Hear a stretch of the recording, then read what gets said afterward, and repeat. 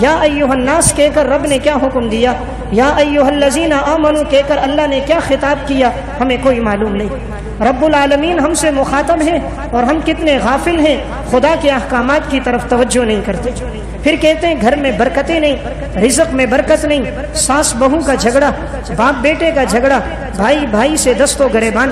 بھلا کیوں نہ ہو، دنیا میں انسان دوسرے سے کلام کرے، بات کرے، اگر وہ اس کی گفتگو سنے نہیں، انسان کو کتنا غصہ آتا کہ میں تم سے بات کر رہا ہوں، تم میری بات نہیں سن رہے، موبائل میں لگے ہو، دائیں بائیں دیکھ رہے ہو۔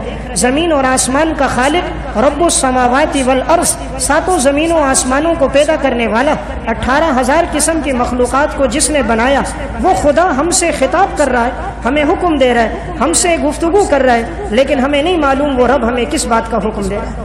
الحمدللہ نحمده ونستعینه ونستغفره ونؤمن به ونتوکل علیہ ونعوذ باللہ من شرور انفسنا ومن سیئات اعمالنا من يهده الله فلا مضل له ومن يضلله فلا هادي له واشهد ان لا اله الا الله وحده لا شريك له واشهد ان محمدا عبده ورسوله اما بعد فاعوذ بالله من الشیطان الرجیم بسم اللہ الرحمن الرحیم لقد كان لكم في رسول الله أسوة حسنة لمن كان يرجو الله واليوم الآخر وذكر الله كثيرا وقال الله تبارك وتعالى في مقام آخر وما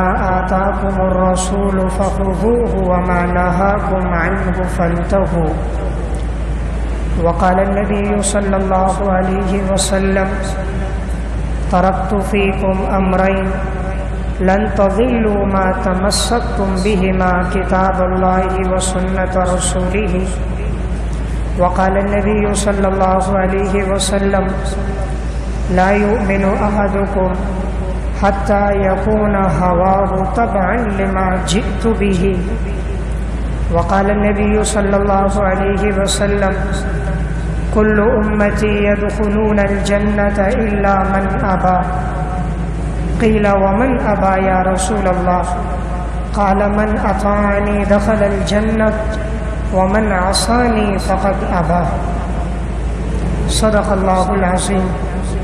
میرے انتہائی واجب الاحترام قابل صد احترام بھائیوں، دوستوں اور بزرگوں، آج ربیع الاول کی پہلی تاریخ ہے۔ ربیع الاول کا مہینہ بڑا ہی بابرکت اور باسعادت مہینہ ہے کہ اس مہینے میں جناب رسول اللہ صلی اللہ علیہ وسلم دنیا میں تشریف لائے اور اسی مہینے میں آپ صلی اللہ علیہ وسلم نے دنیا سے پردہ فرمایا۔ ربیع کا معنی ہوتا ہے بہار، تو چونکہ آپ صلی اللہ علیہ وسلم کی آمد یہ بھی ایک بہار ہے کہ آپ کے آنے سے پہلے ظلم و ستم عام تھا، کفر اور شرک، فحاشی اور عریانی اور بے حیائی کا دورہ تھا۔ آپ صلی اللہ علیہ وسلم کی آمد سے گویا کائنات کا نظام بدلا، تو آپ کی آمد ایک بہار ہے۔ اور عموماً یہ مہینہ جب آتا تھا تو اس مہینے میں عموماً بہار بھی ہوتی تھی، اس وجہ سے بھی اسے ربیع کہتے ہیں۔ تو ربیع کا معنی بہار، تو آپ صلی اللہ علیہ وسلم کی آمد بھی بہار اور موسم بھی بہار۔ آپ صلی اللہ علیہ وسلم کی زندگی ہم میں سے ہر ایک کے لیے نمونہ ہے۔ قرآن کریم میں اللہ رب العزت فرماتے ہیں لقد کان لکم فی رسول اللہ اسوۃ حسنہ، یقیناً تمہارے لیے آپ صلی اللہ علیہ وسلم کی زندگی ایک نمونہ ہے۔ تو حضور کی زندگی کے مطابق ہر مسلمان پر لازم ہے کہ وہ اپنی زندگی گزارے۔ قرآن کریم میں اللہ رب العزت ارشاد فرماتے ہیں وَمَا آتَاكُمُ الرَّسُولُ فَخُذُوهُ وَمَا نَهَاكُمْ عَنْهُ فَانْتَهُوا، رسول تمہیں جس بات کا حکم دیں تم اسے لے لو، اور جس چیز سے تمہیں منع کریں تم اس سے باز آ جاؤ۔ قرآن کریم میں اللہ رب العزت نے جا بجا جہاں اپنی اطاعت کا حکم دیا، وہیں آپ صلی اللہ علیہ وسلم کی اطاعت اور پیروی کا بھی حکم دیا۔ یا ایھا الذین آمنوا اطیعوا اللہ واطیعوا الرسول، اے ایمان والو تم اللہ کی اطاعت کرو اور اللہ کے رسول کی اطاعت کرو۔ آپ صلی اللہ علیہ وسلم کی اطاعت کو اللہ رب العزت نے اپنی اطاعت قرار دیا۔ وَمَن يُطِعِ الرَّسُولَ فَقَدْ أَطَاعَ اللَّهَ، جس نے رسول کی اطاعت کی اس نے حقیقت میں اللہ کی اطاعت کی۔ تو قرآن کریم کی جا بجا یہ تصریحات ہمیں اس بات کا درس دے رہی ہیں کہ انسان اپنی زندگی کو آپ صلی اللہ علیہ وسلم کے نمونے کے مطابق گزارے۔ ایک ہے آپ صلی اللہ علیہ وسلم کی مکی زندگی کا بیان، آپ کی مدنی زندگی کا تذکرہ، آپ کی ولادت، آپ کی پیدائش، آپ کی جوانی، آپ کی ہجرت، اور آپ صلی اللہ علیہ وسلم کی معاشرتی زندگی، اخلاقی زندگی، غزوات میں گزرنے والی زندگی۔ ایک ہے تاریخی لحاظ سے اس کا تذکرہ کرنا، یہ بھی سیرت کا حصہ ہے، اور ایک سیرت کا اہم حصہ یہ ہے جس کی طرف عموماً توجہ کم کی جاتی ہے، وہ ہے آپ صلی اللہ علیہ وسلم کی عملی زندگی۔ آپ صلی اللہ علیہ وسلم کی جو عملی زندگی ہے یہ ہمارے لیے ایک نمونہ ہے۔ اب آپ نے اپنی عملی زندگی عقائد میں، عبادات میں، معاملات میں، اخلاقیات اور معاشرت میں کیسے گزاری، میں آپ صلی اللہ علیہ وسلم کی زندگی کے چند پہلو آپ کے سامنے رکھوں گا کہ جس میں ہمارے لیے درس یہ ہوگا کہ ہم بھی اپنی زندگی کو حضور کی اسی زندگی کے مطابق لے کر آئیں۔ آپ صلی اللہ علیہ وسلم کی زندگی کا ایک وصف تھا عقائد میں استقامت۔ عقائد میں استقامت یہ آپ کی زندگی کا ایک بنیادی وصف تھا، اس لیے آپ صلی اللہ علیہ وسلم نے جن احکامات کا حکم دیا، نبوت کے بعد سے لے کر وفات تک ان احکامات پر آپ ڈٹے رہے، جمے رہے۔ آپ کبھی بھی ان احکامات سے ذرہ برابر پیچھے نہیں ہٹے، باوجود یہ کہ مشرکین مکہ سب آپ کی مخالفت کر رہے تھے، اپنے بھی غیر بھی مخالف تھے، لیکن آپ نے شریعت کے احکامات میں استقامت اختیار کی۔ جب آپ صلی اللہ علیہ وسلم کے اپنے چچا ابو طالب آپ سے یہ کہنے لگے کہ یہ مشرکین میرے پاس آئے ہیں اور ان کے سردار اور نمائندے آئے ہیں، وہ کہتے ہیں کہ اپنے بھتیجے کو اس دعوت سے منع کرو۔ آپ صلی اللہ علیہ وسلم ابو طالب کے بھتیجے تھے، تو انہوں نے حضور کو بلایا اور کہا اگر آپ اپنی اس دعوت سے رک جاؤ تو آپ کی کیا رائے ہے؟ رسول اللہ صلی اللہ علیہ وسلم نے فرمایا چچا جان، اگر یہ لوگ میرے دائیں ہاتھ پر سورج لا کے رکھ دیں، بائیں ہاتھ پر چاند لا کے رکھ دیں اور پھر یہ کہیں کہ محمد تو اپنی دعوت سے رک جا، تب بھی میں اپنی دعوت سے پیچھے نہیں ہٹوں گا۔ یہ ہے آپ صلی اللہ علیہ وسلم کی عقائد میں استقامت۔ تو ہماری زندگی کے لیے نمونہ یہ ہے کہ انسان عقائد میں اور دین میں اسی طرح استقامت اختیار کریں، چاہے حالات کیسے ہی کیوں نہ آئیں۔ حضور پر کتنی آزمائشیں آئی، شیب ابی طالب میں 3 سال محصور رہے، طائف میں آپ کو پتھر مارے گئے، ابتدا کی زندگی بڑی تکلیفوں میں گزری، صحابہ اکرام پر بڑی آزمائشیں آئیں، لیکن آپ صلی اللہ علیہ وسلم عقائد پر ڈٹے رہے۔ تو گویا آپ کی زندگی کا ایک وصف وہ ہے دین پر استقامت۔ آپ صلی اللہ علیہ وسلم کی زندگی کا ایک وصف تھا اعمال پر مداومت۔ آپ جو عمل شروع کرتے تھے اس عمل پر ہمیشگی اختیار کرتے، اس عمل کو ترک نہیں کرتے تھے، اور یہی چیز اللہ کو پسند ہے۔ رسول اللہ صلی اللہ علیہ وسلم نے فرمایا احب الاعمال الی اللہ ادومها وان قل، اللہ کے ہاں پسندیدہ عمل وہ ہے جس پہ انسان دوام اختیار کرے اگرچہ وہ تھوڑا کیوں نہ ہو۔ تو آپ کی زندگی کا ایک نمونہ ہمارے لیے کہ انسان جس عبادت کو اختیار کرے اس پر ہمیشگی کرے۔ اگر ایک شخص نے نوافل کا اہتمام شروع کیا ہے تو اسے چاہیے اسے برقرار رکھے، تلاوت شروع کی ہے تو اسے برقرار رکھے، ذکر اذکار شروع کیا ہے تو اسے برقرار رکھے۔ عمل کم ہو لیکن عمل میں دوام ہونا چاہیے، ایسا نہیں 1-2 دن عمل کر کے بالکل ترک کر دے۔ آپ صلی اللہ علیہ وسلم کی زندگی کا ایک وصف آپ کی شرم و حیا ہے۔ حضرت ابو سعید خدری رضی اللہ تعالیٰ عنہ فرماتے ہیں کہ رسول اللہ صلی اللہ علیہ وسلم اس قدر حیادار تھے کہ ایک باکرہ لڑکی، پردہ نشین لڑکی، اس میں جتنی حیا ہوتی ہے آپ صلی اللہ علیہ وسلم میں حیا اس سے بڑھ کر تھی۔ تو گویا آپ کی زندگی کا ایک وصف باحیا ہونا ہے۔ تو انسان اپنی زندگی میں بھی حیا کو لے کر آئے اور اپنے آپ کو بے حیائی سے، فحاشی اور عریانی سے بچائے۔ آپ صلی اللہ علیہ وسلم کی زندگی کا ایک وصف تھا نرمی اختیار کرنا۔ آپ ہر موقع پر نرمی کو سامنے رکھتے تھے اور آپ نے نرمی ہی کا درس امت کو بھی دیا، اور آپ نے فرمایا ان اللہ رفیق یحب الرفق ویعطی علی الرفق ما لا یعطی علی العنف۔ اللہ تعالیٰ نرم مزاج ہے، نرمی کو پسند کرتا ہے اور نرمی پر وہ دیتا ہے جو اللہ سختی پر نہیں دیتا۔ تو آپ صلی اللہ علیہ وسلم کی زندگی میں یہی وصف نرمی کا وصف تھا، اور آپ نے امت کو بھی اسی کا درس دیا۔ اس کا اندازہ اس واقعے سے لگائیے، صحیح بخاری اور مسلم میں واقعہ ہے، آپ صلی اللہ علیہ وسلم مسجد نبوی میں ہیں، صحابہ اکرام بھی تشریف فرما ہے۔ ایک دیہاتی اور اعرابی شخص آیا اور آ کر مسجد کے ایک کونے میں پیشاب کرنے لگ گیا۔ اب دیکھیے یہ کہاں پیشاب کر رہا ہے؟ مسجد نبوی میں، اور کن کی موجودگی میں کر رہا ہے؟ امام الانبیاء صلی اللہ علیہ وسلم کی۔ حضرات صحابہ اکرام بھی موجود ہیں۔ بعض صحابہ اکرام اٹھ گئے تاکہ ہم اسے پکڑیں، اسے روکیں۔ آپ صلی اللہ علیہ وسلم نے فرمایا دعوہ، اسے چھوڑ دو۔ یہاں تک کہ وہ اپنے پیشاب کرنے سے فارغ ہو گیا تو رسول اللہ صلی اللہ علیہ وسلم نے اسے اپنے قریب بلایا۔ آپ نے فرمایا مسجدیں اس کام کے لیے نہیں بنی، مسجدیں اللہ کے ذکر کے لیے، قرآن کریم کی تلاوت کے لیے، نماز کے اہتمام کے لیے بنی ہے۔ بول و براز کی حاجت ہو تو مسجد کے حدود میں نہ کیا کرو۔ پھر آپ صلی اللہ علیہ وسلم نے صحابہ سے فرمایا ایک ڈھول پانی لے لو اور اس جگہ پہ بہا دو، اسے دھو لو، اور ایک جملہ ارشاد فرمایا فَإِنَّمَا بُعِثْتُم مُيَسِّرِينَ وَلَمْ تُبْعَثُوا مُعَسِّرِينَ۔ اللہ نے تمہیں بھیجا ہے تم آسانیاں پیدا کرو، اس لیے نہیں بھیجا کہ تم تنگیاں اور تکلیفوں میں لوگوں کو ڈال دو۔ اب دیکھیں وہ مسجد میں پیشاب کر رہا تھا، لیکن آپ کے مزاج میں نرمی کس قدر ہے، تحمل مزاجی کس قدر ہے۔ آپ چاہتے تو فوراً سخت الفاظ میں تنبیہ کر دیتے، لیکن آپ نے پیار محبت سے سمجھایا، اور وہ بات اس دیہاتی شخص کے دل پہ لگی، اور پھر اس نے زندگی بھر اپنے آپ کو اس گناہ سے بچایا۔ تو آپ کی زندگی کا ایک وصف تھا نرمی۔ صحیح بخاری اور مسلم کی روایت ہے، یہودیوں کی ایک جماعت آپ صلی اللہ علیہ وسلم کے پاس سے گزری، اور ان میں سے بعض بدبختوں نے یہ جملہ کہا السلام علیکم۔ اس کا مطلب ہے کہ معاذ اللہ آپ پر ہلاکت ہو، آپ پر ہلاکت ہو۔ حضرت عائشہ رضی اللہ تعالیٰ عنہ نے جملہ سن لیا۔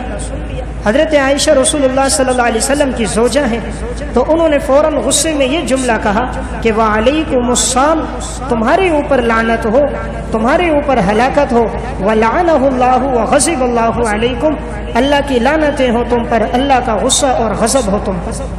آپ صلی اللہ علیہ وسلم نے فوراً فرمایا مہلاً یا عائشہ، اے عائشہ ٹھہر جاؤ، علیک بالرفق، تمہارے اوپر لازم ہے کہ تم اپنے آپ کو نرمی کا پابند رکھو، سختی مت کرو۔ یعنی جو جملہ انہوں نے کہا بس اتنا ہی جملہ کہو، اس سے زیادہ آگے نہ بڑھو۔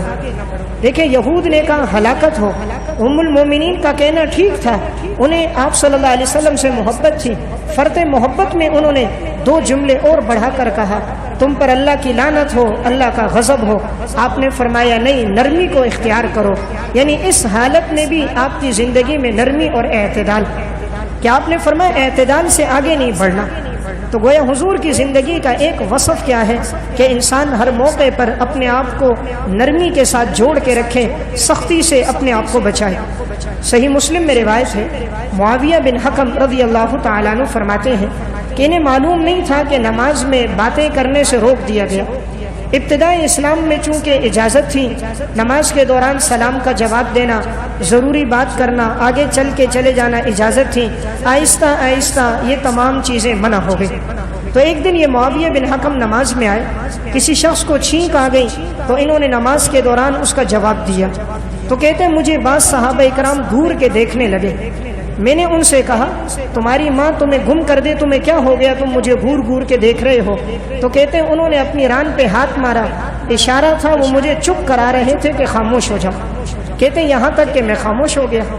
جب نماز ختم ہوئی آپ صلی اللہ علیہ وسلم نے انہیں بلایا، اور قریب بلا کر آپ نے جو انہیں تعلیم دی، جس انداز میں آپ نے سمجھایا، وہ صحابی رسول معاویہ بن حکم فرماتے ہیں فواللہ ما ضربنی ولا قہرنی ولا شتمنی، اللہ کی قسم رسول اللہ صلی اللہ علیہ وسلم نے مجھے مارا نہیں، مجھے گالم گلوچ نہیں کی، مجھے ڈانٹا نہیں، بلکہ نرمی سے سمجھایا اور ایسے محبت سے سمجھایا.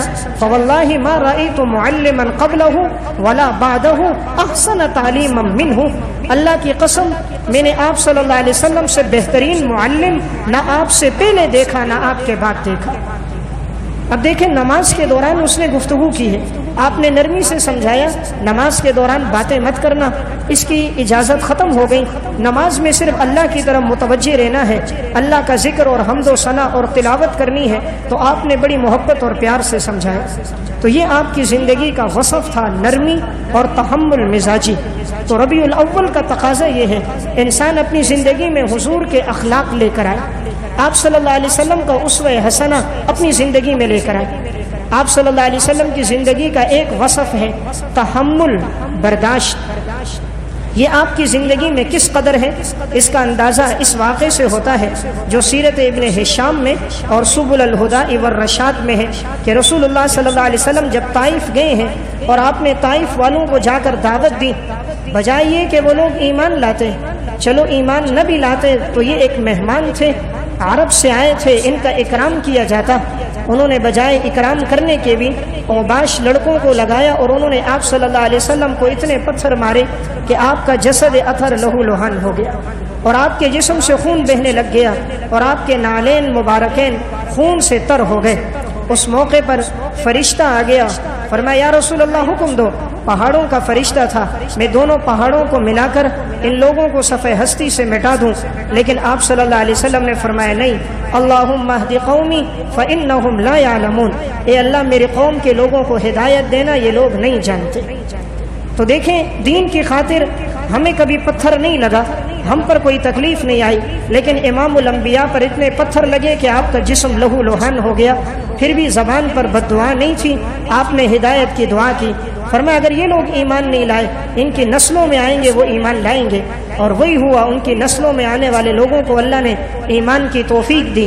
اور آج تک طائف کے اندر جو لوگ آ رہے ہیں ان میں کثیر تعداد، اکثر سب مسلمان ہیں. تو آپ صلی اللہ علیہ وسلم کی یہ زندگی کا وصف یہ تھا. پھر آپ صلی اللہ علیہ وسلم نے یہ وصف اپنا کر امت کو بھی درس دیا کہ انسان اپنی زندگی میں تحمل مزاجی اور برداشت کو لے کر آئے. صحیح بخاری کی روایت ہے، حضرت انس بن مالک رضی اللہ تعالیٰ عنہ فرماتے ہیں آپ صلی اللہ علیہ وسلم کے پاس مال غنیمت تھا، آپ نے صحابہ اکرام کے درمیان میں تقسیم کیا. اتنے میں ایک دیہاتی شخص آیا، اسے آداب کا پتہ نہیں تھا، مزاج میں اس کی سختی تھی. آپ صلی اللہ علیہ وسلم کی چادر آپ کی گردن پر تھی، اس نے فوراً ہی آ کر اتنی زور سے کھینچا کہ وہ دھاری دار چادر کی وجہ سے آپ کی گردن پر نشانات پڑ گئے. اور فوراً آپ پیچھے کی طرف مڑے تو آپ نے مسکراتے ہوئے کہا بھئی کیا ہوا تمہیں؟ کہنے لگے کہ آپ نے سب کو مال دیا ہے، مجھے بھی دو. تو آپ صلی اللہ علیہ وسلم نے انہیں بھی دیا. تو دیکھیں، اس نے چادر کو کھینچا، قریب ہے کہ آپ گر جائیں اور آپ کی گردن پہ نشانات بھی پڑ گئے، آپ کو سخت تکلیف بھی ہوئی، لیکن آپ نے مسکراتے ہوئے جواب دیا. تو آج ہم آپ صلی اللہ علیہ وسلم کا نام تو لیتے ہیں، حضور کا تذکرہ تو کرتے ہیں، لیکن یہ عالی اخلاق آج ہماری زندگی میں نہیں ہے. تو حضور کی زندگی جو نمونہ ہے وہ ہر چیز میں نمونہ ہے. آپ صلی اللہ علیہ وسلم کی عبادت کیسی ہے؟ حضرت حذیفہ رضی اللہ تعالیٰ عنہ فرماتے ہیں کہ رسول اللہ صلی اللہ علیہ وسلم رات کو قیام فرما رہے تھے، تہجد کی نماز میں اٹھے، آپ تہجد پڑھ رہے ہیں. فرمائے میں پیچھے کھڑا ہو گیا، میں نے چاہا حضور کی اقتداء میں بھی پڑھوں. فرمایا میں سن رہا تھا، آپ تلاوت کر رہے تھے، سورہ بقرہ آپ نے شروع کی، یہاں تک کہ بڑے اطمینان کے ساتھ، ترتیل کے ساتھ آپ نے سورہ بقرہ مکمل کر دی. میں سوچنے لگا ابھی رکوع کریں گے، آپ صلی اللہ علیہ وسلم کی قرات جاری، آپ نے سورہ آل عمران شروع کر دی. فرمایا میں سوچنے لگا ابھی رکوع ہوگا، یہاں تک کہ اس سورت کو بھی مکمل کر دیا. پھر میں نے سوچا ابھی رکوع کریں گے، آپ نے سورہ نساء شروع کر دی، یہاں تک کہ اسے مکمل کیا، پھر جا کر آپ نے رکوع کیا. اب یہ 3 سورتیں اگر انسان مکمل پڑھتا ہے تو تقریباً 5.25 سپارے ہو جاتے ہیں. تو آپ نے ایک رکعت میں گویا 5.25 سپارے قرآن کی تلاوت کی. ہماری زندگی کا شاید ہی کوئی واقعہ ہو کہ ہم نے ایک رکوع بھی کسی ایک رکعت میں پورا تلاوت کیا ہو. ہم نے تو ٹھیکہ لیا ہے سورہ اخلاص کا، بس وہی صورت پڑھنی ہے، نوافل ہو یا سنن، واجبات ہو یا فرائض، اس کے علاوہ نہ ہم نے قرآن یاد کیا، نہ ہماری زندگیوں میں وہ شوق اور رغبت رہی کہ ایک مسلمان ہونے کے ناطے ہمارے سینے میں خدا کا قرآن تو ہونا چاہیے تھا، رب کے کلام کو ہم تلاوت تو کرتے، اس کے معنی اور ترجمے کو تو پڑھتے، ہمیں نہیں معلوم الف لام میم سے لے کر والناس تک اللہ ہم سے کیا فرما رہا ہے، یا ایھا الناس کہہ کر رب نے کیا حکم دیا، یا ایھا الذین آمنوا کہہ کر اللہ نے کیا خطاب کیا، ہمیں کوئی معلوم نہیں۔ رب العالمین ہم سے مخاطب ہے اور ہم کتنے غافل ہیں، خدا کے احکامات کی طرف توجہ نہیں کرتے، پھر کہتے ہیں گھر میں برکتیں نہیں، رزق میں برکت نہیں، ساس بہو کا جھگڑا، باپ بیٹے کا جھگڑا، بھائی بھائی سے دست و گریبان، بھلا کیوں نہ ہو؟ دنیا میں انسان دوسرے سے کلام کرے، بات کرے، اگر وہ اس کی گفتگو سنے نہیں، انسان کو کتنا غصہ آتا کہ میں تم سے بات کر رہا ہوں، تم میری بات نہیں سن رہے، موبائل میں لگے ہو، دائیں بائیں دیکھ رہے ہو۔ زمین اور آسمان کا خالق رب السماوات والارض، ساتوں زمینوں آسمانوں کو پیدا کرنے والا، 18,000 قسم کی مخلوقات کو جس نے بنایا، وہ خدا ہم سے خطاب کر رہا ہے، ہمیں حکم دے رہا ہے، ہم سے گفتگو کر رہا ہے، لیکن ہمیں نہیں معلوم وہ رب ہمیں کس بات کا حکم دے رہا ہے۔ زندگی گزر گئی، ہم نے قرآن کو سمجھ کے پڑھا ہی کوئی نہیں۔ ہر چیز کے لیے وقت ہے، قرآن سمجھنے کے لیے کوئی وقت نہیں۔ دنیا کے لیے کتنا وقت لگایا، رب کے کلام کے لیے کتنا وقت دیا۔ زندگی گزر گئی، ہم تو قرآن ٹھیک سے پڑھتے بھی نہیں، قرآن کے الفاظ پڑھتے، مخرج سے ادا نہیں کرتے تو ترجمہ ہی بدل جاتا ہے، معانی ہی بدل جاتی ہے۔ عربی میں قلبن کہتے ہیں دل کو، اگر باریک کاف کے ساتھ پڑھا قلبن، اس کا معنی کتا ہے، تو دیکھیں صرف لفظ کو مخرج سے ادا نہیں کیا تو معنی تبدیل ہو گیا۔ قل هو اللہ احد کا معنی کہو کہ اللہ ایک ہے، اگر کوئی اس کو باریک کاف کے ساتھ پڑھے قل هو اللہ احد، اس کا معنی کھاؤ کہ اللہ ایک ہے۔ لفظ کو مخرج سے ادا نہیں کیا تو معنی بدل گیا۔ ہم زندگی بھر قرآن پڑھ رہے، معلوم نہیں ٹھیک بھی پڑھ رہے ہیں کہ نہیں پڑھ رہے، بجائے ہمیں ثواب ملنے کا کہیں گناہگار تو نہیں ہو رہے۔ تو اپنی زندگی میں یومیہ کی بنیاد پر کم از کم آدھا گھنٹہ نکالیں، مسجد کے امام سے، مؤذن سے، قاری صاحب سے وقت لے کر ان سے اللہ کا قرآن پڑھیں۔ آج بچوں کو 6 گھنٹے کے لیے اسکول بھیجتے ہیں، 2 گھنٹے کے لیے ٹیوشن بھیجتے ہیں، ان کے لیے گاڑیاں لگوائیں، مہنگی سے مہنگی فیسیں بھی ان کے لیے بھر رہے ہیں۔ کیا قرآن سکھانے کے لیے بھی کوئی جدوجہد کی؟ قرآن کا ترجمہ اور معانی کے لیے بھی زندگی میں کوئی کوشش کی؟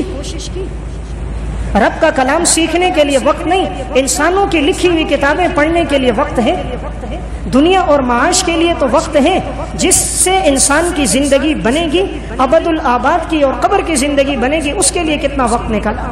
تو میں عرض کر رہا تھا حضور کی زندگی نمونہ کہ آپ صلی اللہ علیہ وسلم ایک رکعت میں تہجد میں 5.25 سپارے آپ نے قرآن کریم کی تلاوت کر دی۔ آپ صلی اللہ علیہ وسلم کا راتوں کو قیام کتنا لمبا ہوتا تھا، صحیح بخاری کی روایت ہے، اتنا قیام فرماتے، اتنا لمبا قیام، حتی تورمت قدماہ، کہ آپ صلی اللہ علیہ وسلم کے قدم مبارک گویا پھٹ جاتے، قدم مبارک سوج کر گویا پھٹ جاتے، اتنا لمبا قیام تھا۔ ام المومنین حضرت عائشہ رضی اللہ تعالی عنہ نے فرمایا، یا رسول اللہ، اللہ نے تو آپ کے اگلے پچھلے سارے گناہ معاف کر دیے، آپ اتنا طویل قیام کیوں فرماتے ہیں؟ آپ نے فرمایا افلا اکون عبدا شکورا، کیا میں اللہ کا شکر گزار بندہ نہ بنوں؟ کیا میں اللہ کا شکر گزار بندہ نہ بنوں؟ اس لیے میں راتوں کو قیام کرتا ہوں۔ جنہیں جنت کی بشارتیں دنیا میں مل گئی، جو معصوم تھے، جن سے کبھی گناہ سرزد نہیں ہوا، جن کے انگلی کے اشارے پر اللہ نے چاند کے 2 ٹکڑے کر دیے، جنہوں نے چہرہ اٹھایا اللہ نے بیت المقدس کی جگہ بیت اللہ کو قبلہ بنا دیا، جن کی قسمیں اللہ قرآن میں کھائے، یاسین والقرآن الحکیم انک لمن المرسلین، مجھے قرآن کی قسم میں نے تجھے رسول بنا کر بھیجا۔ مشرکین مکہ نے کہا آپ مجنون اور دیوانے ہو، اللہ نے قرآن اتار دیا، نون والقلم وما یسطرون ما انت بنعمت ربک بمجنون، مجھے قلم کی قسم، قلم سے لکھنے والوں کی قسم، اے میرے پیغمبر تو مجنون اور دیوانہ نہیں۔ مشرکین نے کہا آپ رسول نہیں ہو، تلک الرسل فضلنا بعضهم على بعض، اللہ نے فرمایا ہم نے تو رسولوں کو فضیلت دی ہے، ہم نے رسول اللہ صلی اللہ علیہ وسلم کو بھی فضیلت عطا فرمائی۔ یعنی جہاں کہیں اشکال ہوتا، سوال ہوتا، اللہ دفاع خود کرتا۔ حضرت یوسف علیہ السلام پر تہمت لگی، وشہد شاہد من اہلہا، ایک بچے نے گواہی دی۔ حضرت مریم پہ الزام لگا، حضرت عیسیٰ علیہ السلام بیٹے تھے، انہوں نے گواہی دی۔ آپ صلی اللہ علیہ وسلم کی عزت اور تہمت، ام المومنین حضرت عائشہ رضی اللہ تعالیٰ عنہ پر جب الزام لگا، اللہ نے قرآن کریم میں خود گواہی دی اور سورہ نور کے 2 رکوع نازل کر دیے۔ تو آپ صلی اللہ علیہ وسلم کا مقام اتنا بلند، میں عرض کر رہا تھا کہ حضور کو اللہ نے اتنا بڑا درجہ دیا، لیکن راتوں کا قیام اتنا لمبا کہ آپ کے پاؤں مبارک میں ورم آ جاتا تھا۔ کیا زندگی میں ہم نے بھی راتوں کو اسی طرح قیام کیا؟ کیا زندگی کا کوئی ایک واقعہ ایسا ہے کہ ہم نے رات کو اٹھ کر 20 منٹ قیام کیا ہو؟ ہاں، 3 گھنٹے انٹرنیٹ دیکھا ہے، ساری رات فیس بک دیکھتے ہوئے گزر گئی، ساری رات یوٹیوب اور واٹس ایپ میں گزر گئی۔ کیا زندگی کی کوئی رات ایسی ہے جو رب کے سامنے سجدے میں گزری ہو؟ کیا زندگی کی کوئی شب ایسی ہے جو ماضی کے گناہوں پر ندامت کے اظہار میں گزری ہو؟ کیا زندگی کا کوئی دن ایسا ہے جو رب کے سامنے صلاۃ و صوم کی پابندی میں گزرا ہو؟ تو آپ صلی اللہ علیہ وسلم کی زندگی ایک نمونہ کہ آپ نے ہر زندگی کے شعبے میں ہمیں ایک درس دیا، ہمیں سکھایا کہ زندگی یوں گزارو جیسے میں نے گزاری۔ آپ صلی اللہ علیہ وسلم کا تذکرہ تعلق بیٹیوں کے ساتھ کیسا؟ آپ صلی اللہ علیہ وسلم کی بیٹی حضرت فاطمہ رضی اللہ تعالیٰ عنہا تھی، کھڑے ہو کر استقبال کرتے، آپ صلی اللہ علیہ وسلم ان کو بوسہ دیتے، چادر بچھا کر اس پر بیٹھاتے، اور جب حضرت فاطمہ کے ہاں حضور جاتے، حضرت فاطمہ کھڑے ہو کر استقبال کرتی اور اپنی چادر بچھا کر آپ صلی اللہ علیہ وسلم کو بوسہ دے کر بیٹھاتی۔ یہ امت کو درس دینا تھا، اپنی بیٹیوں کے ساتھ حسن سلوک سے پیش آیا جائے۔ آپ نے فرمایا تھا فاطمہ تو بضعۃ منی، فاطمہ میرے جگر کا ٹکڑا، جس نے فاطمہ کو تکلیف دی اس نے مجھے تکلیف دی، جس نے فاطمہ کو اذیت دی اس نے مجھے اذیت دی۔ تو آپ کی زندگی ہر شعبے میں ہمارے لیے نمونہ ہے۔ آپ صلی اللہ علیہ وسلم نے ہمیشہ مستحق لوگوں کو ترجیح دی اور اپنی اولاد کو ترجیح نہیں دی، باوجود یہ کہ وہ زیادہ مستحق ہوتے انہیں نہ دیا، لیکن مستحقین کو آپ نے ترجیح دی۔ صحیح بخاری کی روایت ہے، حضرت فاطمہ رضی اللہ تعالی عنہ کو پتہ چلا کہ آپ صلی اللہ علیہ وسلم کے پاس مال غنیمت میں کچھ غلام اور کچھ باندیاں آئی ہیں۔ حضرت فاطمہ سارے گھر کا کام اکیلے کرتی تھی، چکی بھی خود چلاتی تھیں، چکی سے آٹا پیسنا بھی خود کیا کرتی، گھر میں جھاڑو بھی خود دیتی، کنویں سے پانی بھی لانا ہوتا تھا، گھر کے کام کاج بھی ہوتے، بچوں کی پرورش بھی ہوتی، سارے کام اکیلے کرتی۔ کپڑوں پہ گرد و غبار جمع ہو جاتا، ہاتھوں پہ نشانات لگ گئے، سینے کے اوپر نشان ہو گئے، مشکیزیں اٹھا کر کمر پہ نشانات ہو گئے، کام کر کر کے چہرے کی رنگت تبدیل ہو گئی تھی۔ جب انہیں پتہ چلا کہ میرے والد آپ صلی اللہ علیہ وسلم کے پاس غلام اور باندیاں آئی ہیں تو یہ حضور کے پاس گئیں، شاید تاکہ مجھے ایک غلام یا باندی مل جائے تو میرے کام کاج میں سہولت ہو جائے گی۔ آپ صلی اللہ علیہ وسلم کے ہاں گئیں، اتفاق سے حضور گھر میں نہیں تھے۔ ام المومنین حضرت عائشہ رضی اللہ تعالیٰ عنہ نے پوچھا فاطمہ کیسے آنا ہوا؟ فرمایا کہ میں اس وجہ سے آئی ہوں، گھر میں کام کاج زیادہ ہوتا ہے، میں اکیلی ہوتی ہوں، سارا کام نہیں کر پاتی، اگر کوئی غلام یا باندی مجھے بھی دے دی جائے تو میرے لیے کام میں سہولت ہوگی۔ ام المومنین نے فرمایا جب آپ صلی اللہ علیہ وسلم آ گئے تو میں حضور کو بتلا دوں گی۔ رسول اللہ صلی اللہ علیہ وسلم جب آئے، حضرت فاطمہ گھر جا چکی تھی، حضرت عائشہ رضی اللہ تعالیٰ عنہ نے سارا واقعہ سنایا، اس طرح آپ کی صاحبزادی تشریف لائی تھی اور انہیں بھی غلام یا باندی کی ضرورت تھی۔ آپ صلی اللہ علیہ وسلم اسی وقت اٹھ کر حضرت فاطمہ رضی اللہ تعالیٰ عنہ کے گھر کی طرف گئے۔ حضرت فاطمہ بستر پہ تھیں، حضرت علی رضی اللہ تعالیٰ عنہ بھی۔ جیسے ہی آپ گھر میں داخل ہوئے وہ اٹھنے لگے، آپ نے فرمایا اپنی جگہ ٹھہرے رہو، اپنی جگہ لیٹے رہو، مت اٹھو۔ آپ صلی اللہ علیہ وسلم گئے، اسی چارپائی پر بیٹھ گئے اور آپ نے فرمایا فاطمہ تم آئی تھی اور مجھے پتہ چلا تمہیں غلام اور باندی کی ضرورت ہے، لیکن فاطمہ مدینہ میں تم سے زیادہ لوگ مستحق موجود ہیں، فاطمہ تم سے زیادہ مستحق لوگ موجود ہیں جنہیں غلاموں کی ضرورت ہے اور جنہیں باندیوں کی ضرورت ہے۔ فاطمہ میں تمہیں عمل سکھاتا ہوں، رات کو جب سونے لگو 33 مرتبہ سبحان اللہ، 33 مرتبہ الحمدللہ، 34 مرتبہ اللہ اکبر پڑھ لینا۔ اس میں اشارہ تھا اللہ تمہاری دن کی تھکاوٹ کو دور کر دے گا، دن بھر کی بے چینی کو اللہ ختم کرے گا۔ وہ فاطمہ جو حضور کے جگر کا ٹکڑا، جو سیدۃ نساء اہل الجنہ، جنت کی عورتوں کی سردار، وہ فاطمہ جو حسنین کی والدہ، علی کی زوجہ، نبی کی لخت جگر، لیکن نبی کا قانون عدل، اپنی بیٹی کو خادم نہیں دیا، فاطمہ کو باندھی نہیں تھی۔ فرمایا مدینہ کے لوگ زیادہ مستحق ہیں، فاطمہ تم اپنے گھر کا کام خود کرو، یہ وظیفہ پڑھ لیا کرو، اللہ تمہاری تکلیف کو دور کر دے گا۔ یہ آپ صلی اللہ علیہ وسلم کی زندگی ہے۔ ہم تو اپنی اولادوں کو نوازتے ہیں، کسی عہدے پر گئے تو اپنے بیٹے کو لگایا، اپنے بھائی، اپنے سالے کو، کتنے مستحقین ہیں انہیں چھوڑ دیتے ہیں۔ کسی فیکٹری میں کسی جگہ ملازمت ملتی ہے، اپنوں کو نوازتے ہیں، کتنے مستحقین ہوتے ہیں انہیں دھکا دے کے نکال دیتے ہیں۔ لیکن امام الانبیاء کی زندگی ہمارے لیے گواہ، بیٹی وہی مستحق ہے، آپ چاہتے تو انہیں دے دیتے، لیکن آپ صلی اللہ علیہ وسلم نے فرمایا اس میں غریبوں کا حق ہے۔ تو حضور کی زندگی ہمارے لیے نمونہ، لقد کان لکم فی رسول اللہ اسوۃ حسنہ، آپ صلی اللہ علیہ وسلم کی زندگی ایمان والوں کے لیے اللہ نے اس کو نمونہ بنایا۔ مسند احمد کی روایت ہے، ایک دیہاتی صحابی تھے ظاہر بن حرام رضی اللہ تعالیٰ، یہ شکل و شباہت کے اعتبار سے کوئی خوبصورت نہیں تھے، رنگت کے اعتبار سے بھی ذرا بدصورت سے تھے، فصیح اور بلیغ بھی نہیں تھے، ظاہری اعتبار سے کوئی خوبی نہیں تھی، لیکن ایمان کے بڑے پختہ تھے۔ یہ دیہات سے آتے سامان لے کر اور شہر میں آ کر اپنے اس سامان کو بیچا کرتے تھے۔ ایک دن یہ اپنا سامان لے کر آئے، آپ صلی اللہ علیہ وسلم کو معلوم ہوا تو یہ بازار میں بیچ رہے تھے۔ حضور کہیں پیچھے سے آئے، آتے ہی آپ صلی اللہ علیہ وسلم نے ان کی آنکھوں پہ ہاتھ رکھ دیا۔ انہوں نے پوچھا بھائی کون؟ حالانکہ یہ پسینے میں شرابور تھے، سارے جسم پہ پسینہ، کپڑوں پہ پسینہ۔ آپ صلی اللہ علیہ وسلم نے ہاتھ رکھا، اسے نہیں معلوم۔ امام الانبیاء صلی اللہ علیہ وسلم نے میری آنکھوں پہ ہاتھ رکھا۔ اس نے فرمایا کون؟ جیسے ہی پیچھے مڑ کر دیکھا رسول اللہ صلی اللہ علیہ وسلم نے تو اپنے جسم کو آپ صلی اللہ علیہ وسلم کے جسم سے مس کرنے لگا، لگانے لگا کہ شاید یہی میرے لیے نجات کا ذریعہ بن جائے۔ میں عرض کر رہا ہوں حضور کا تعلق غریبوں سے کتنا ہے؟ کیا دنیا میں کوئی ایسا مالدار ہے کہ جس مزدور کے جسم سے پسینہ بہ رہا ہو اور وہ اس مزدور کو اپنے سینے سے لگا دے؟ کیا کوئی ایسا سیٹھ اور کوئی ایسا مینیجر نظر آئے گا جو پسینے میں شرابور ہو اور اسے اپنے سینے سے لگائے؟ پھر حضور نے فرمایا ہنسی مذاق کرتے ہوئے کون ہے جو اس کو خریدے گا؟ انہوں نے آگے سے کہا یا رسول اللہ اگر مجھے بیچو گے تو آپ کو قیمت زیادہ نہیں ملے گی، یعنی میں شکل و شباہت میں خوبصورت نہیں ہوں، کوئی خوبصورت غلام ہو تو قیمت زیادہ ہو، میری قیمت تو بڑی کم لگے گی۔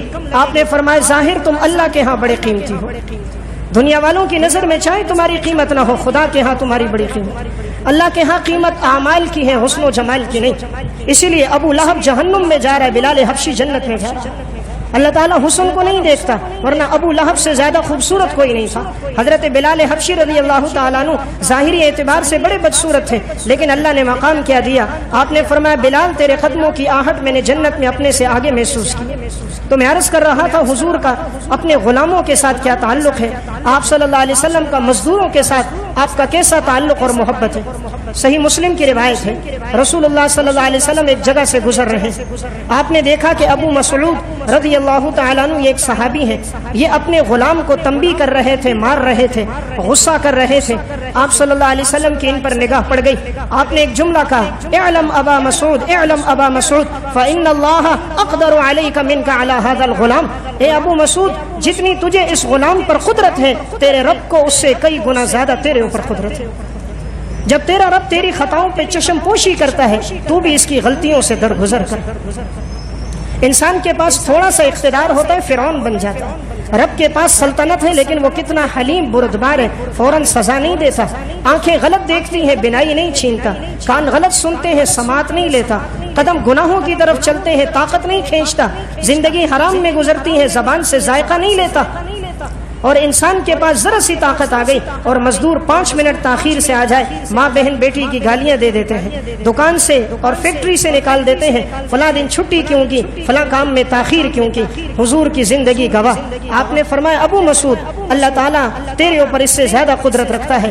انہوں نے جو یہ جملہ سنا، صحابہ تو حضور پہ جان دینے والے تھے، جانثار لوگ تھے۔ فرمایا یا رسول اللہ مجھ سے غلطی ہوئی، میں آپ کو گواہ بناتا ہوں، میں نے اپنے اس غلام کو آزاد کر دیا، میں آپ کو گواہ بناتا ہوں، میں نے اپنے اس غلام کو آزاد کر دیا۔ تو آپ صلی اللہ علیہ وسلم کی زندگی ہمارے لیے ایک نمونہ، ہر چیز میں دیکھا جائے حضور کی زندگی ایک مسلمان کے لیے مشعل راہ ہے، عبادت ہو، ریاضت ہو، جنگ کا میدان ہو۔ مدینہ میں یہ خبر پھیل گئی، دشمن نے حملہ کر دیا، آپ صلی اللہ علیہ وسلم نے صحابہ سے فرمایا ٹھہرو، میں خود جا کر دیکھوں گا کہ دشمن ابھی مدینہ میں داخل ہوا یا نہیں۔ ابو طلحہ انصاری رضی اللہ تعالیٰ عنہ سے گھوڑا لیا، گھوڑے پر اکیلے بیٹھے، ہاتھ میں تلوار لی، پورے مدینے کا چکر لگا کر آ گئے۔ فرمایا بے فکر رہو، دشمن مدینہ کے اندر داخل نہیں ہوا۔ اس قدر بہادر تھے صحابہ اکرام۔ فرماتے ہیں جنگ کا میدان ہوتا ہم حضور کے پیچھے پناہ لیتے تھے، سب سے آگے آپ صلی اللہ علیہ وسلم ہوتے تھے۔ تو آپ صلی اللہ علیہ وسلم اشجع الناس، سب سے زیادہ بہادر اور شجاع آپ تھے۔ غزوہ حنین کا موقع ہے، صحابہ اکرام کی بھی قدم اکھڑ گئے۔ آپ صلی اللہ علیہ وسلم نے اس موقع پہ فرمایا تھا انا النبی لا کذب انا ابن عبد المطلب، میں جھوٹا نبی نہیں، خدا کا سچا پیغمبر ہوں، میں عبد المطلب کی اولاد میں سے ہوں۔ آپ نے اشعار پڑھے، صحابہ کو بلایا، پھر صحابہ واپس پلٹے اور اور اللہ نے فتح دے دی. یعنی جس جگہ صحابہ کے قدم بھی اگر اکھڑ جاتے، امام الانبیاء صلی اللہ علیہ وسلم کے قدم نہیں اکھڑتے تھے. اللہ سے توکل کتنا، اللہ سے مضبوط تعلق کتنا، ایمان کی مضبوطی اور رسوخ کس قدر. صحیح بخاری کی روایت ہے، رسول اللہ صلی اللہ علیہ وسلم ایک درخت کے نیچے آرام فرما رہے ہیں. آپ کی تلوار درخت کے ساتھ لٹکی ہوئی ہے. معلوم ہوتا ہے تلوار رکھنا، ہتھیار رکھنا، یہ تو مسلمان کی زینت تھی. اس لیے صحابہ اکرام عبادت ہوتی، ان کی یہ زیب و زینت ان کے ساتھ ہوتی تھی. لیکن آج یہ ہتھیار مسلمان کے ہاتھ سے لے کر دشمنوں کے ہاتھ میں دے دیا، چوروں ڈکیتوں کے ہاتھ میں دے دیا. اس کی مثال وہ شیخ سعدی کا قول، فرمانے لگے میں ایک جگہ سے گزرا تو اچانک کتے میرے پیچھے لگ گئے. اب پیچھے کتے ہیں، آگے آگے شیخ سعدی ہیں. نیچے سے پتھر اٹھانے لگے تو پتھر زمین میں پھنسا ہوا تھا. کہا او اللہ کے بندو، کتوں کو چھوڑ دیا، پتھروں کو باندھ دیا. کتوں کو چھوڑ دیا، پتھروں کو باندھ دیا. اسلحہ تو مسلمان کی زینت تھی، اس لیے صحابہ اکرام اپنے ساتھ رکھا کرتے تھے. آپ صلی اللہ علیہ وسلم اپنا اسلحہ اور تلوار لٹکائی آرام کر رہے. ایک یہودی اتنے میں آیا، اس نے تلوار کو فوراً نکالا. حضور سوئے ہوئے تھے، اچانک حضور کی آنکھ کھلی. کہنے لگا من یمنعک منی، کون آپ کو مجھ سے بچائے گا.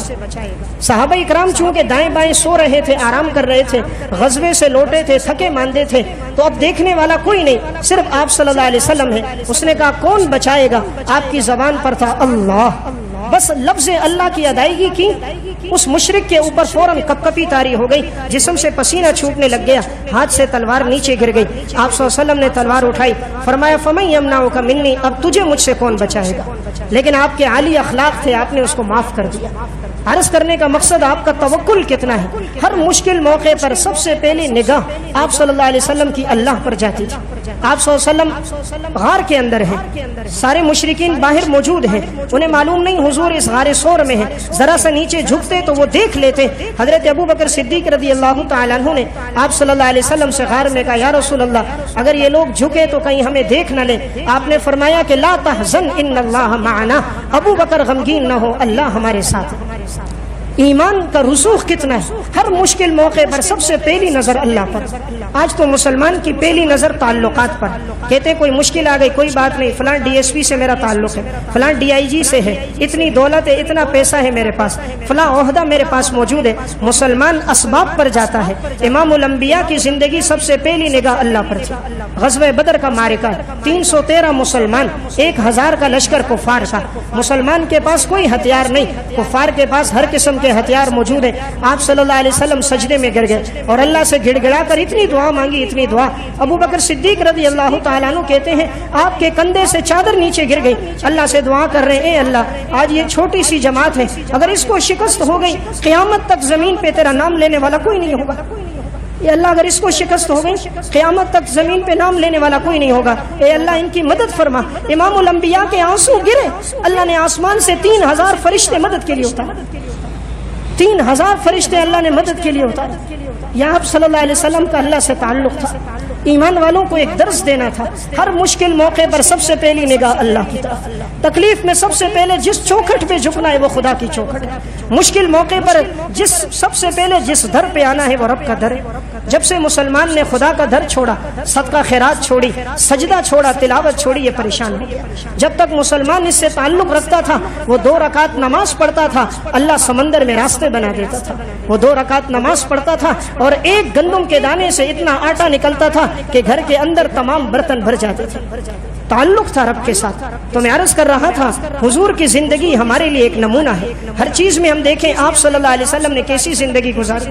آپ صلی اللہ علیہ وسلم کے سمجھانے کا انداز کیسا تھا، آپ کس طرح صحابہ کو سمجھاتے تھے. مسند احمد کی روایت ہے، ایک نوجوان صحابی آپ صلی اللہ علیہ وسلم کے پاس آئے. نیا نیا مسلمان ہوا تھا، اسے شریعت کے احکامات کے بارے میں اتنا پتہ نہیں، چونکہ جاہلیت میں تو زندگی زنا اور شراب میں گزرتی تھی. تو یہ نوجوان ابھی مسلمان ہوا تھا، اس کی زندگی میں بھی یہ گناہ تھا. آپ صلی اللہ علیہ وسلم کی مجلس میں آیا، آ کر کہنے لگا یا رسول اللہ میں آپ سے اجازت طلب کرتا ہوں، آپ مجھے زنا کرنے کی اجازت دے دیں. اجازت کس سے مانگ رہا ہے؟ امام الانبیاء سے۔